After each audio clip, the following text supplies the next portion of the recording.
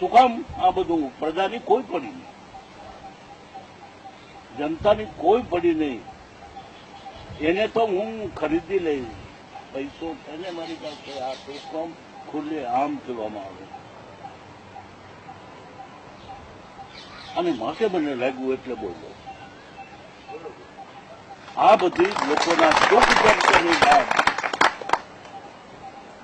આ બધી વાત તો આ બાદ જાહેર સભા નથી કે જેથી હું તમને કહું. તમે ઘણું જ જાણો. તો પરિવર્તન લાવે છૂટકો છે, કાંક સુધરે અને સુધરે નહીં તો પરિવર્તન લાવે.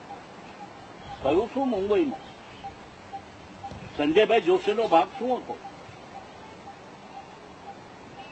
અન્યાયની પરંપરા. સંજય જોશી જો આવશે તો, હું નહીં આવું. આટલે હદ સુધીની જો હુકમી નેતાઓએ સહન કરી. નેતાને તો કોઈ લાલચ હશે, શું હું નથી જાણતો, પણ પ્રજાને તો કોઈ લાલચ નથી. આ લોકશાહી છે, દરેકને સ્વમાન છે, સ્વમાનભેર જીવવાનો બંધારણીય અધિકાર છે. અને એ રીતે ભાજપનો એક આગેવાન એ આ રીતે,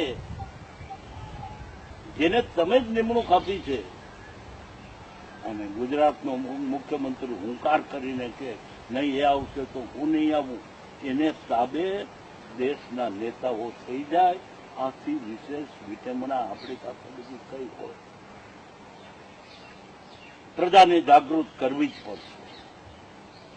આજે મેં અભિયાન લીધું છે પ્રજા જાગૃતિ. એમાંથી જે ભવિષ્યમાં આકાર લેવાતો હશે એ લેશે.